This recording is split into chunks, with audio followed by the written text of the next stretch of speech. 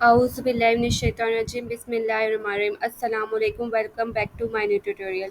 जैसा कि पिछली वीडियो में आपने देखा था कि हमने फ्लैक्स डिस्प्ले फ्लैक्स की प्रॉपर्टी को यूज़ किया था अपनी वेब पेज में और फ्लैक्स डायरेक्शंस को यूज़ किया था और कॉलम और रो में आपको करके बताया था कि किस तरीके से हम कॉलम में अपने फ्लैक्स बॉक्स को जो है रिस्पॉन्सिव बना सकते हैं और किस तरीके से रो में। तो डिस्प्ले फ्लैक्स को हमने अच्छे से एक्सप्लेन किया था अपनी प्रीवियस वीडियो में। अगर आपने हमारी प्रीवियस वीडियो को नहीं देखा तो लास्ट भी देखें ताकि आपको अच्छे से समझ आ सके कि डिस्प्ले फ्लैक्स होता क्या है और इससे क्यों हम डिस्प्ले फ्लैक्स लगाते हैं। तो ये सब आप प्रीवियस वीडियो में लाजमी देखिएगा। तो चलिए आज का टॉपिक है हमारे पास कि हम किस तरीके से जिस तरह हम फ्लैक्स डायरेक्शन से रो को या कॉलम को हम कॉलम में क्या था कि वो फर्स्ट पहले में आ रहा था और रो कर रहे थे तो वो मतलब स्ट्रेट हो रहा था और रो कॉलम करने के बाद वो वर्टिकली दिखाई दे रहा था और रो करते हुए हॉरिजॉन्टली। ठीक है, तो अब हम देखेंगे कि फ्लैक्स डायरेक्शन से हम उसके अलावा हम क्या उसको सेंटर में ला सकते हैं या फिर और उसके अंदर क्या चीज़ें अप्लाई कर सकते हैं। तो चलिए आज देखते हैं। तो शिफ्ट प्लस एक्सक्लेमेशन मार्क को प्रेस करेंगे और इसके बाद हमारे पास ये कोड जनरेट होकर आ जाएगा। ये doc type H T M L 5 को रिप्रेजेंट करता है। HTML जो होता है वो हेड और बॉडी का पेरेंट होता है और हेड और बॉडी इसके चाइल्ड होते हैं। ठीक है, टाइटल का नाम हम रख देंगे फ्लैक्स बॉक्स। जो हमारा मेन प्रोजेक्ट का नाम है, मेन टॉपिक का नाम है, उसका नाम हम ये रख देंगे। ठीक है, फ्लैक्स बॉक्स। अब हम कमेंट करेंगे। ठीक है, जो हम कमेंट इस वजह से करते हैं ताकि हमें पता हो कि हर लाइन में हमने क्या काम किया। ठीक है, इसके बाद हम फ्लैक्स बॉक्स के बाद हम यहाँ पर क्या करेंगे, यहाँ पर हम लिखेंगे हम यहाँ पर एक डिव ले लेंगे, डिव डॉट फ्लैक्स, इसको नाम देंगे फ्लैक्स कंटेनर का। ठीक है, फ्लैक्स कंटेनर का नाम दिया और इसको कंटेनर का नाम दिया, इंटर प्रेस कर दिया। फिर हम यहाँ पर डिव डॉट लिख के 6-7 डिव्स ले लेंगे। डिव डॉट नहीं करना था, इसमें एक ही क्लास बना दी। डिव स्टैटिक करना था हमने, डिव स्टैटिक 5 लिख देंगे और इसके बाद हमारे पास ये 5 डिव्स आ जाएंगे। ठीक है, ये पेरेंट डिव था, उसके अंदर हमने 5 डिव्स और ले लिए। ठीक है, अब यहाँ पर इस डिव्स के अंदर हम इसको अल्फ़ाबेट्स के अंदर लिख लेते हैं। ठीक है, ABC। ठीक है, और यहाँ D लिख देंगे और यहाँ पर ई लिख देंगे। ठीक है, उसके बाद हम यहाँ पर लिंक डालेंगे CSS की, लिंक किया और CSS, और यहाँ पर हम स्टाइल डॉट CSS मतलब CSS की फ़ाइल बना देंगे। और CSS की फ़ाइल इस वजह से बनाते हैं ताकि ये जो हमने क्लासेस कॉल की हैं और जिस वजह से की हैं वो हम जाके एक्सटर्नल CSS के थ्रू उससे जो है कॉल कर सकें, उस पर अपनी प्रॉपर्टीज़ को यूज़ कर सकें। तो अभी फ़िलहाल के लिए हमें किस तरीके से इसका ये किस तरीके से नज़र आ रहा होगा कि किस तरीके से हमारे पास वेब पेज में ये शो हो रहा है। तो लाइव सर्वर पे ओपन करते हैं और फिर चेक करते हैं कि क्या शो हो रहा है हमारे पास। तो ये आपको ABCD जो है एक ही स्ट्रेट लाइन में शो हो रही होगी। ठीक है, अब हम इस पर स्टाइलिंग करेंगे और स्टाइलिंग करने के बाद चेक करेंगे कि इस पर क्या डिफरेंस आता है। ठीक है, ये हमने क्लिक कंट्रोल प्लस क्लिक किया तो ये हमारे पास आ गया। अच्छा, अब हमारे पास ये फ़ोल्डर क्रिएट खुद ही हो गया। ठीक है, तो ये हमारे पास फ़ाइल क्रिएट होगी स्टाइल डॉट CSS की। ठीक है, तो फ़ोल्डर ये खुद होता है, मतलब जिस फ़ोल्डर के अंदर हम काम कर रहे होते हैं उसका नाम हम जो है पहले से ही रख लेते हैं। तो मेरा फ़ाइल था अच्छा, अब ये देखिए कि यहाँ पर हमारे पास जो मेन क्लास हमने दी थी पेरेंट क्लास, उसका नाम था फ्लैक्स कंटेनर। ठीक है, फ्लैक्स कंटेनर का नाम हम यहाँ से कॉपी कर लेते हैं,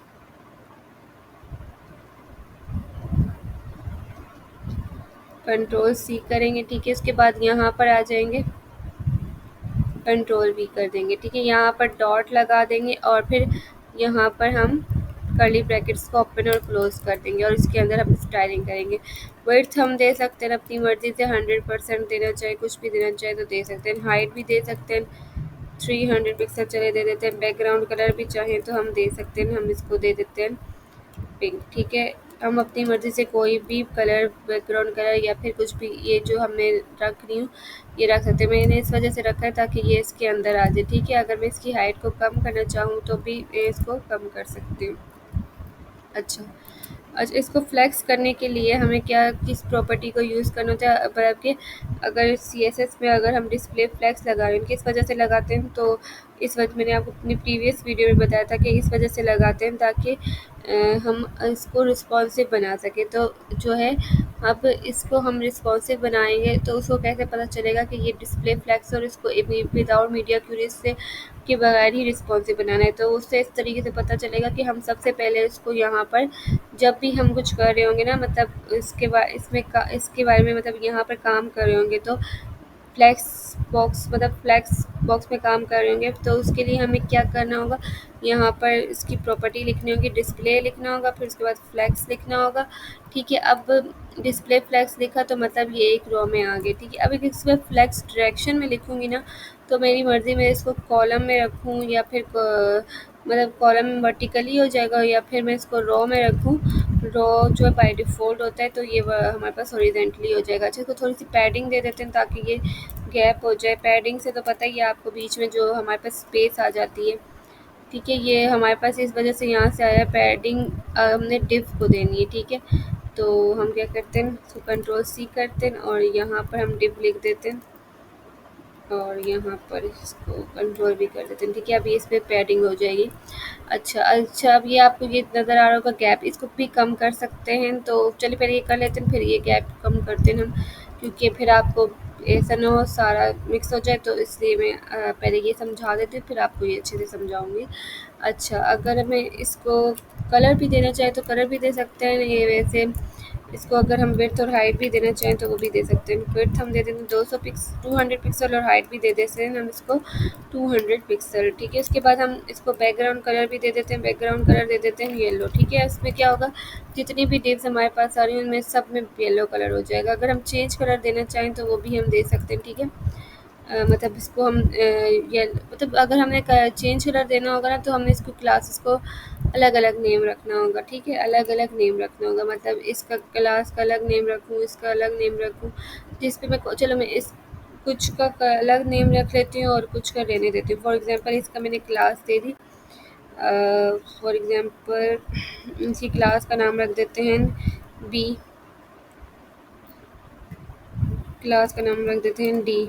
ठीक है, और बी और डी वाली क्लास को हम कलर चेंज कर देते हैं। ठीक है, डॉट बी करेंगे। अब अच्छा, इसे फ़र्क क्या पड़ेगा पहले देखते हैं। अब हमारे पास ये देखें बी और डी वाली क्लास, अब इसके साथ यही कलर शो हो रहा है। ठीक है, जब मैं इसकी क्लास चेंज करूँगी, ठीक है, कंट्रोल सी किया, इसको यहाँ पर हमने कंट्रोल वी कर दिया और इसका बैकग्राउंड कलर मैं कर देती हूँ ब्लू। ठीक है, अब देखते हैं क्या फ़र्क पड़ता है। देखिए यहाँ पर हमारे पास ये कलर ब्लू हो गया। डिफ तो थी वो पहले उसने कर दिए कॉल, लेकिन क्लास क्या करती है, क्लास इन सब में से उस स्पेसिफिक जगह में जाके चेंज होगी जिसको हमने कॉल आउट किया होगा क्लास के नाम से। ठीक है, क्लास सिर्फ उसी चीज़ को चेंज करती है, जैसे हम पास इतनी ज़्यादा चीज़ें, लेकिन हम वो चीज़ चेंज करनी है जो हम चाहते हैं, तो उसके लिए हम क्लास यूज़ कर रहे होते हैं। तो ठीक है, तो यहाँ पर डी के नाम से भी हमने बनाया था एक क्लास, तो इसका भी कलर हम चेंज कर देंगे, तो इसका कलर भी चेंज होकर येलो से यहाँ पर हमारे पास जो हम चाहते हैं वो हो जाएगा। फॉर एग्जांपल हम कोई भी कलर यहाँ पर ले सकते हैं, हमारी मर्ज़ी है, तो मैंने ग्रीन ले लिया। ठीक है, अच्छा, इनको हम जो है सेंटर में भी ला सकते हैं, और ये तो आपको पता ही होगा, टेक्स्ट अलाइन करके भी ला सकते हैं सेंटर्स में। ठीक है, ये देखिए ये सेंटर में आ गया। अच्छा, मार्जिन भी दे सकते हैं इसको, मार्जिन 20 पिक्सल।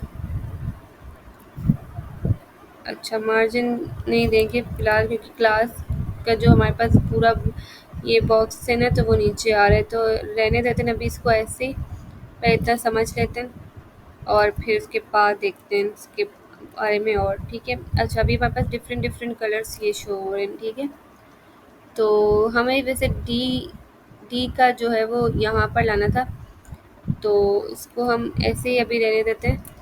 फ़िलहाल जो है हमारे को मेन फोकस इन चीज़ों पे है। ठीक है, तो अभी देखते हैं A B C D E, अब ये सारी चीज़ें हमारे पास शो हो रही हैं। ठीक है, तो अभी हम क्या करेंगे कि ये ए बी सी डी ना, अब इधर हमने डिस्प्ले फ्लैक्स ली है। ठीक है, और हमने फ्लैक्स डायरेक्शन रो ली है। अब मैं चाहूँ तो उसको कॉलम भी कर सकती हूँ, जैसे मैंने आपको बोला था। ठीक है, तो ये कॉलम में हो गई, ठीक है। ये जो डी है हमारे पास, ये देखिए सेंटर में आ रहा है, इसकी हाइट की वजह से ना, 1 मिनट 100 करते हैं इसको। अच्छा, अगर मैं इसको करना चाहूँ कॉलम में भी तो मैं इसको कर सकती हूँ। देखिए अगर कॉलम में भी मैंने कर दिया।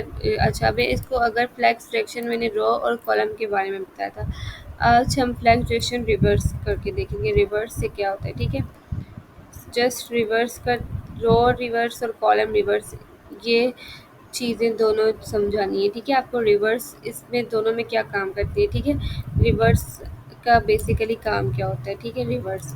तो इसके लिए हम क्या करेंगे, सबसे पहले हम चाहते हैं कि ये जो ABCDE है, ठीक है, ये रॉ के ऊपर ही आए, लेकिन ना ये रॉ के अंदर ऊपर ही, लेकिन ना ये ई जो है वो यहाँ पर आ जाए और डी भी इधर आ जाए, मतलब उल्टा हो जाए। मतलब जैसे ABCD आ रहे हैं ना, तो यहाँ पर हमारे पास आ जाए EDC और B, ये इस तरीके से आए। तो ऐसा हो सकता है, तो ज़रूर हो सकता है। हम यहाँ पर करेंगे रॉ रिवर्स, तो देखते हैं क्या।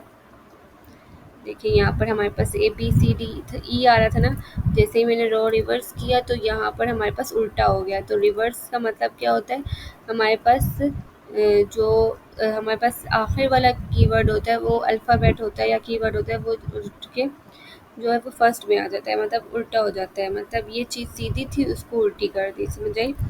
तो इसी तरीके से हम फ्लैक्स डायरेक्शन में देखिए रॉ रिवर्स लगा दिया हमने, ठीक है। अगर मैं इसको चाहूँ कॉलम रिवर्स भी कर सकती हूँ, तो इससे क्या होगा देखते हैं। अभी आपको दे नज़र आ रहा होगा, तो यहाँ पर हमारे पास ये उल्टे, मतलब कि पहले डी आ रहा है, फिर ई आ रहा है, फिर ABCD, इस तरह से हमारे पास 1 मिनट इस तरीके से हमारे पास ये शो हो रहे हैं, ठीक है। वो उसकी हाइट की वजह से वो ऊपर चला गया था, हेरा फिर सही हो गया। अब ये देखें हमारे पास ये ABCDE आ रहे हैं, तो ये हमारे पास कॉलम रिवर्स हो गए, ठीक है। मतलब पहले वो जो चीज़ सीधी आ रही थी कॉलम से, सिर्फ मैंने जो अपनी प्रीवियस वीडियो में आपको कॉलम बताया था, उससे हमारे पास ये चीज़ें सीधी आ रही थी, ठीक है। टेक्स्ट लाइन को भी फिलहाल हटा देते हैं यहाँ पर। अभी आप देखें, जस्ट इसको देखें, सिंपली इसको समझने की कोशिश कीजिए, इसकी स्टाइलिंग वगैरह जब आप अपने वेब पेजेस को बना रहे होंगे तो आप अच्छे से कर सकेंगे, अगर आपको ये अच्छे से समझ आया होगा। तो ये देखें ABCDE है, ठीक है। यहाँ पर हमारे पास ये स्ट्रेट अल्फ़ाबेट्स लिखे हुए नज़र आ रहे हैं, ठीक है।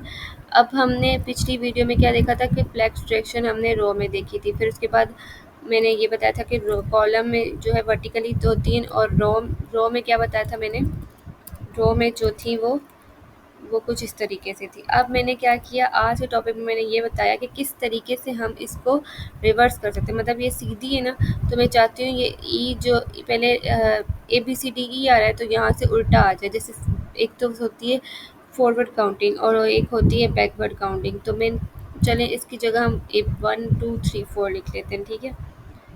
तब आपको बेसिकली देखते हैं कि आपको अच्छे तरीके से समझ आ जाए, तो फिर हम इसकी जो है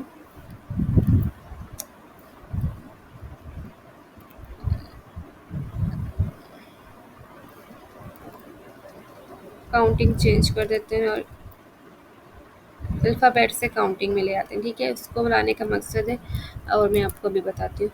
अब जैसे कि आप देख सकते हैं, इसका फ़ॉन्ट साइज़ भी थोड़ा बड़ा कर देते हैं ताकि आपको अच्छे से सही से अच्छे तरीके से समझ आ सके। फ़ॉन्ट साइज़ इसका कर देते हैं 30 पिक्सल,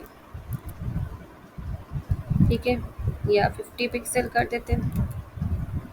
तो ये अब इसको टेक्स्ट लाइन सेंटर भी कर देते हैं। चलिए, इससे इसकी ज़रूरत तो नहीं थी पर जस्ट कर लेते हैं ताकि आपको अच्छे से समझ आ सके। अच्छा, अगर इसको मैं कलर भी दूँ ना ताकि ये वाइट दिखे, तो टेक्स्ट का कलर जो है वाइट हो जाए, तो ये भी हो जाएगा, ठीक है। वैसे ब्लैक ही रहने देते हैं तो बेटर लग रहा था। तो चलिए देखते हैं। अब आप देख सकते हैं कि किस तरीके से हमारे पास ये सब कुछ शो हो रहा है, ठीक है। अब हम मैंने क्या कहा कि जब मैं अपने प्रीवियस वीडियो में आपको बताया था कि रॉ करने से स्ट्रेट्स शो हो रहे थे और कॉलम करने से जो है हमारे पास वर्टिकली शो हो रहे थे, और रॉ करने से हमारे पास हॉरिजेंटली शो हो रहे थे, ठीक है। अच्छा, हॉरिजेंटली जो शो हुए थे फ्लैक्स डायरेक्शन में, वो क्या था, वो हमारी रॉ थी। मैंने यहाँ लिखा रॉ 5 4 3 2 1 से पहले हमारे पास रो थी, ठीक है। इससे हमें यहाँ पर स्ट्रेट शो हो रहा था यहाँ पर, ठीक है। उसके बाद हमने जैसे ही रॉ रिवर्स किया तो उसके बाद हमें कैसे शोने लग गया 5 4 3 2 1। उम्मीद है कि आपको हमारी आज की वीडियो पसंद आई होगी। अगर आपको हमारी आज की वीडियो पसंद आई है तो लाइक करें, सब्सक्राइब करें, बेल आइकन